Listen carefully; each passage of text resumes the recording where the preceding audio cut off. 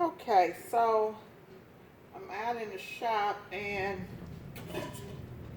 been a while. Hey everybody, it's been a while since I did a video on coating screens. So I'm out here in the shop and I need to coat a few screens, so it'll be good for me to kind of update my old videos. So I figured I'd do that while I'm out here talking to you guys. Okay.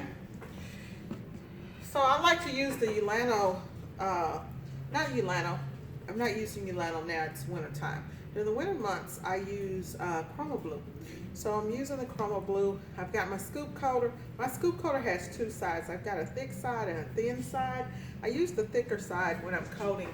And I always coat my first coat on the substrate side, which is the bottom of the screen, and then on the ink side.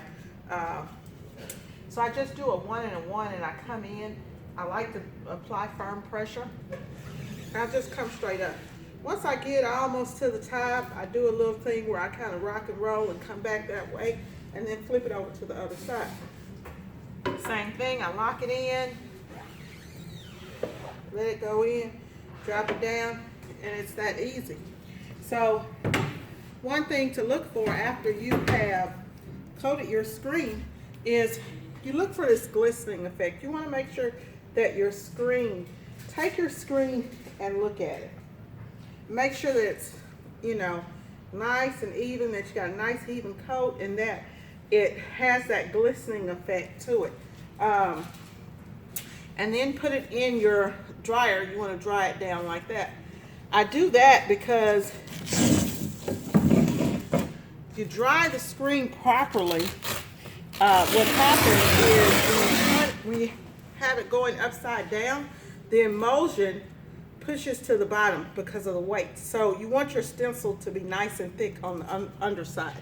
So, which is on the substrate side of the screen. Do another one. And I'm just going to do a few of them. Now, these are the 24 by 31s, I believe. On the yellow meshes, this is a 230, they take more emulsion, okay, on those. So you can actually, normally I do a thinner stencil on the 230 mesh, so I use the thin side of the scoop coater because I'm usually burning halftones. And so when I'm burning halftones, I don't need a real thick stencil because I'm normally doing either a simulated process print. Most of the time it's going to be a CMYK process print around here. So we use our thin side of our scoop coater. We don't need it to be real thick. And we also, the burn time changes on yellow mesh. Burn time is normally lowered down on yellow mesh. We don't have as thick of a stencil, so we use that thin side. And like I said, lock that down. When you hear that sound, that means you rolling and you got it together. Put that up in there.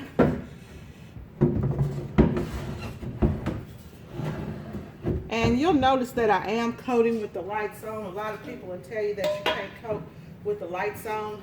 You can actually coat with your lights on. Y'all see that I used to be a cheerleader. But anyways, you can coat with the lights on. You know, the emulsion's not dry yet or anything like that. I do keep my top on top of my emulsion though, so that I don't have any problems. And if you ever get into a situation, I'm a professional coder. I've been doing this for a long time. But on the next one, I'll make a mistake so I can show you guys kind of what to do if you were to make a mistake when you're out coding your screen. Because I know a lot of times when I'm training, people make mistakes. So one of the main mistakes that people make is that they coat from the inside, from the inkwell side instead of from the substrate side. So when you coat from that side first, you end up doing your last coat on this back side, which pushes the emulsion back up into the screen. And that's not what you want.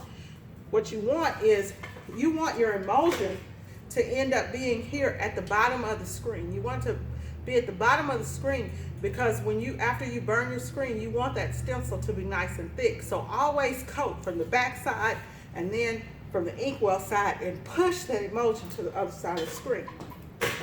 The other thing that a lot of people do is that they do not lock the edges of this scoop coater. You see the edges of the scoop coater? It'll lay flat up against your screen. Some people coat with 2 hands, some people coat with 1. Some people sit down and sit down and go from bottom up, coat standing up. It's all up to you. I like to either sit down and coat. My favorite way of coating is actually like this, and I sit down and I kind of lean the screen in between my legs, and I lock it in, and then I pull it up. Because I'm coming up against gravity, it's real easy for me to do. Do the other side. Now, let's say that you happen to be coating a screen and you mess up and it's not nice and smooth. You can always go back over it, and what you do is you just use that end tip and just pull back up on it. You don't have to add more emulsion to the screen. The other thing is, try to, when you're coating your screens, always try to coat your screens to the very bottom, or at least as close to the bottom as you can get it. You see right now, I can just put one piece of tape all the way around and I'm done. And that's what you want to do when you're coating your screen. You just want to be able to put one piece of tape, a 2-inch piece of tape, and you're good on coating screens. But that's my review on coating screens. Now y'all tell me how y'all do it, what's your favorite emulsion to use and all that type of stuff, just in case you like the video.